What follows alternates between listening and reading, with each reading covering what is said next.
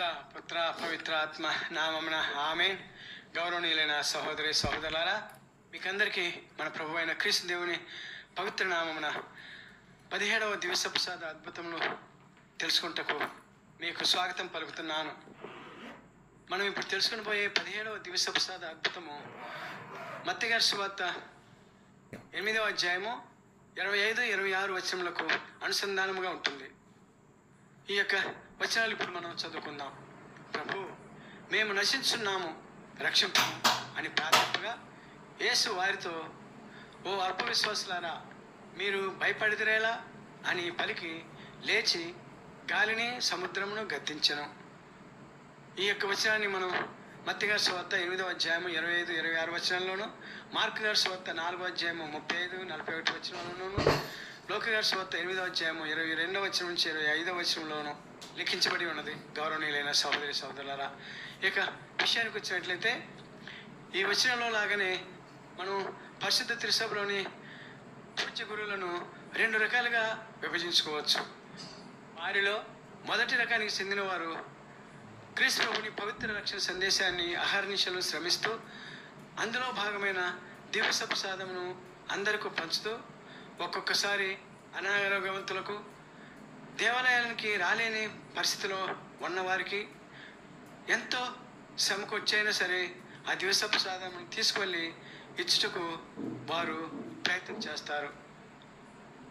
ఆ దూర ప్రాంతంలోకి వెళ్ళే మార్గంలో ఎన్ని అడ్డంకులు ఎదురైనా, ప్రమాదాలున్నా వాటిని మొక్కవని ధైర్యంతో అధిగమించి వెళ్ళి ఆ విశ్వాసకి ఇచ్చి విశ్వాసాలను కాపాడుకోవాలి, వారి విశ్వాసాలను బలపరచుకోవాలి అని తప్పిస్తూ ఉంటారు. ఇక 2వ రకం వారు ఈ పవిత్ర కార్యానికి పిలువబడి, ఎన్నుకబడి, అభిషేకింపబడి గుర్తు జీవితం జీవిస్తూ కూడా పవిత్ర దివస ప్రసాదంలో నిజంగా క్రీస్తు ప్రభు ఉన్నారా? సామాన్య గోధుమప్పాలతో చేసినటువంటి గోధుమప్పంలోనికి, ద్రాక్షరసంలోనికి పూజ గురువు ప్రార్థన చేయగానే అవి క్రీస్తు ప్రభుని శరీర రక్తములుగా మారటం ఎలా సాధ్యం అనుమానంతో లేక సందేహంతోనే గలిలయ సముద్రములో ప్రభువు ఉన్న నావ తుఫాన్లో కొట్టుమిట్టాడినట్లుగా ఆ పడవలో సాక్షాత్తు ప్రభువు ఉన్నారు కాబట్టి వారి పడవ చుట్టూ తుఫాను ఉన్న ఆ తుఫాను యొక్క ప్రభావం ఆ పడవ మీద ఉండదు అన్న విషయం వారు మర్చిపోతారు. ప్రాణభయంతో కొట్టుమిట్టాడినట్లుగా కొంతమంది మత గురువులు కూడా అలాగనే ఉన్నారు. గౌరవనీయులైన సహోదరి సహోదరులారా, అయితే శ్రమిస్తున్న గురువుల ద్వారా రక్షణ సువార్త ఎంతో గొప్పగా ప్రకటించబడుతున్నదని, మరియు అల్ప విశ్వాసంతో ఊగిసలాడుతున్న గురువుల విశ్వాసాన్ని ఏ విధంగా స్వయంగా క్రీస్తు ప్రభు తుఫాను ఆపినట్లుగా ఆ తుఫాను లాంటి ఆ గురువు అవిశ్వాసాన్ని ఏ విధంగా అద్భుత విధంగా తొలగించారో వివరంగా చెప్పేదే ఈ 17వ దివస ప్రసాద అద్భుతం. ఇవాళ ఒకే చోట 2 దివస ప్రసాద అద్భుతాలు క్రీస్తు ప్రభువు జరిగించిన విధానాలు తెలుసుకోవడానికి ప్రయత్నించేద్దాం. గౌరవనీయులైన సహోదరి సహోదరులారా, జర్మనీ దేశానికి చెందిన రెగెన్స్బర్గ్ ప్రాంతంలో ఈ దివస ప్రసాద అద్భుతాలు జరిగాయి. ఈ 2 అద్భుతాలు ఒకే ఊరిలో జరిగాయి.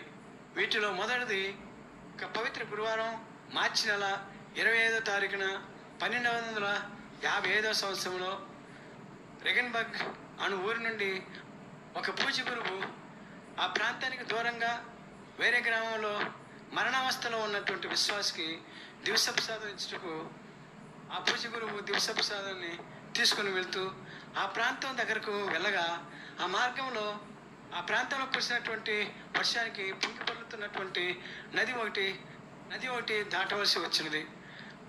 ఆ నదిపై నిర్మించబడినటువంటి ఒక చెక్కవంతెనను దాటవలసి వచ్చింది. ఆ చెక్కవంతెన కూడా చాలా ప్రమాదకరంగా ఉన్నది. అయినప్పటికీ కూడా ఆ మత గురువు ఆ కాలువను దాటుతున్న సమయంలో అనుకోకుండా కాలు జారగా ఆ సమయంలో పూజ్య గురువు చేతిలో ఉన్నటువంటి దివస ప్రసాద పాత్ర ఆ నదిలో పడిపోయింది. ఆ సంఘటనకు ఎంతో బాధపడుతూ ఆ పూజ్య గురువు గారు ఆ ప్రాంతం బిషప్ గారు అయినటువంటి ఆల్బర్ట్ గారికి తెలియజేయగా, ఆల్బర్ట్ బిషప్ గారు ఆ ప్రాంతంలో పడిపోయినటువంటి పవిత్ర దివస ప్రసాదానికి గుర్తుగా దివస ప్రసాదం పేరున ఒక దేవాలయాన్ని నిర్మింపచేసి క్రీస్తు ప్రభువునకు అంకితం చేశారు. ఆ ప్రాంతంలో పడిపోయిన దివ్యసప్రసాద జ్ఞాపకంగా బిషప్ ఆల్బర్ట్ గారు దివ్యసప్రసాదాన్ని దేవాలయానికి ఊరేగింపుగా తీసుకువచ్చి ఆ దేవాలయంలో దివ్య మందసంలో ప్రతిష్ఠించారు. అప్పటి నుండి ఆ దేవాలయంలో దివ్యసప్రసాద ఆరాధనలు సలుపుతూ విశ్వాసుల ప్రార్థనలు, యాత్రికులు దర్శనాలకు ఆలంబనమయ్యింది. ఆ విధంగా ఆ దేవాలయం అద్భుతాల దేవాలయంగా ప్రసిద్ధికెక్కింది. ఇలా అందరి భక్తిని ఆకర్షించినటువంటి ఆ దేవాలయంలో 2 సంవత్సరాల తర్వాత 1257వ సంవత్సరంలో మరొక గొప్ప ఆశ్చర్యకరమైనటువంటి అద్భుత సంఘటన జరిగింది ఆ దివ్యసప్రసాద దేవాలయంలో.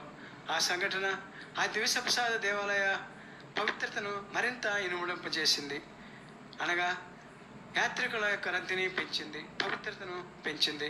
గౌరవనీయులైన సహోదరి సోదరులారా, ఆ అద్భుతం ఎలా జరిగిందంటే, మనం ప్రారంభంలో 2 రకాల పూజ గురువులు ఉంటారని అనుకున్నాం కదా. వారిలో 2వ రకం గురువు గారు ఈ పూజ్య గురువు గారు.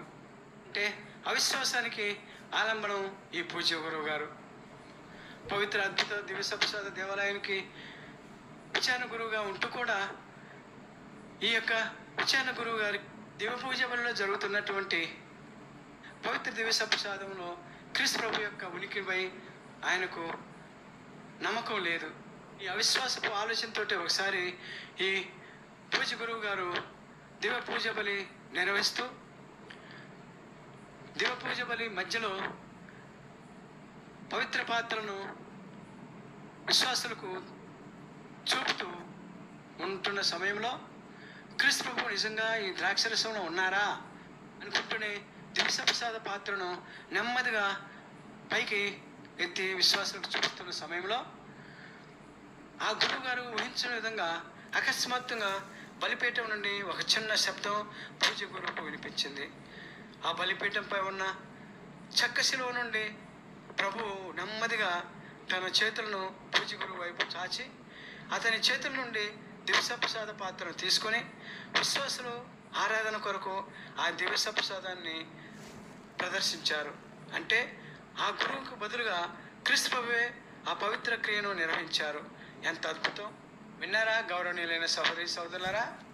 ఇది మనం మొదలుగానే చెప్పుకున్నట్టుగా ఈ యొక్క దేవాలయంలో జరిగినటువంటి 2వ అద్భుతం. ఇప్పుడు ఈ అద్భుతం పాపులమైన మనకు, అవిశ్వాసులైన మనకు, సకల మానవాళికి మరియు విశ్వాసులకు ఇచ్చు సందేశం ఏంటో మనం తెలుసుకోవడానికి ప్రయత్నం చేద్దాం. వాస్తవానికి ఈ యొక్క అద్భుతం మానవ ఊహకు అందనిది.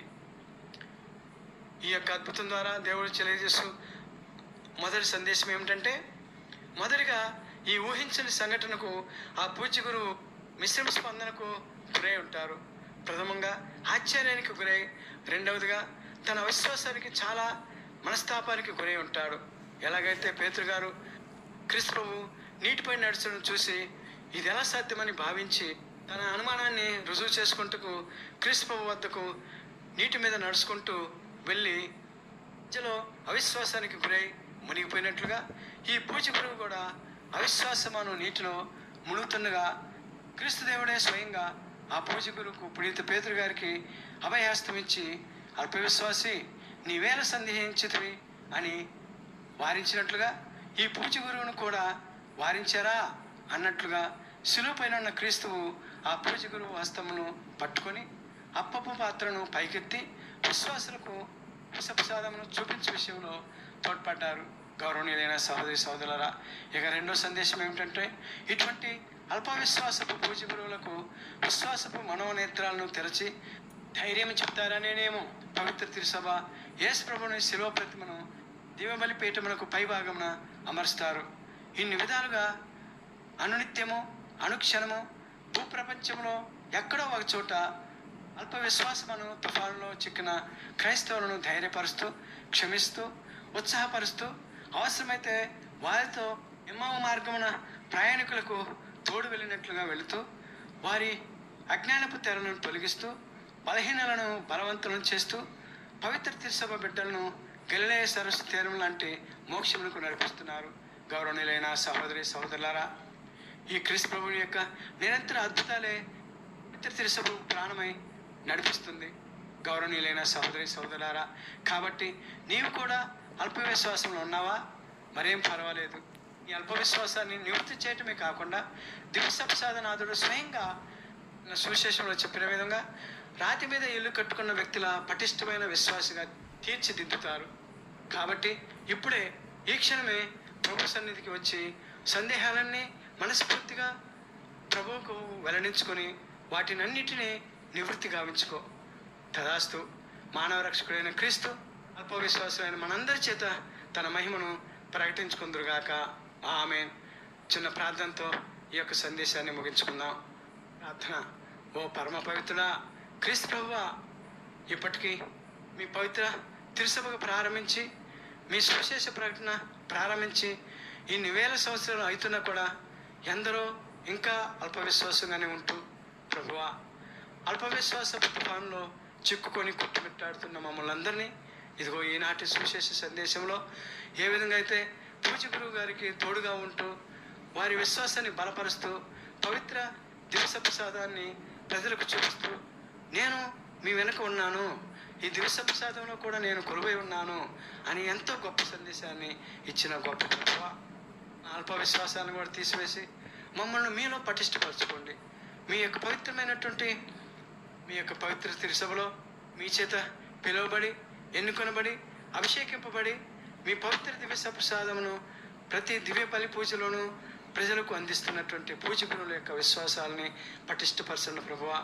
వారి యొక్క విశ్వాసాలని రాయి మీద కట్టుకున్నటువంటి ఇల్లులాగా తయారు చేసి విశ్వాసం కూడా పటిష్టమైన విశ్వాసంలో నడిపించే విధంగా వారికి ఆత్మీయ ధైర్యాన్ని పవిత్రమైనటువంటి జీవిత విధానాన్ని మీరు తోడై ఉంటూ అనుగ్రహిస్తూ సామాన్యమైన క్రైస్తవులందరినీ కూడా మీ యొక్క పవిత్రమైన మార్గంలో నడిపిస్తూ మీ యొక్క కృపకు పాత్రను చేసే విధంగా వారందరినీ పాలిభాగస్తులను చేయమని, అదేవిధంగా మీ యొక్క పవిత్ర సువిశేష సందేశ వ్యాప్తిలో అహర్నిశలు శ్రమిస్తూ పాటుపడుతున్నటువంటి పూజ గురువులందరినీ కూడా ఆశీర్వదించి ఆరోగ్యాలు ప్రసాదించి మీ ప్రేమకు మీ కృపకు దయకు వారందరినీ పాత్రలను చేయమని మా నాథుడు మీ కుమారుడైన యేసయ్య ద్వారా మేము ప్రతిమాని ప్రార్థిస్తున్నాం తండ్రి.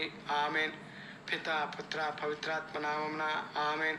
ఓ సప్రసాదనాథ మీకే మహిమ మీకే ఘనత ఇప్పుడు ఎప్పుడు ఎల్లప్పుడు కలుగునుగాక. ఆమెన్.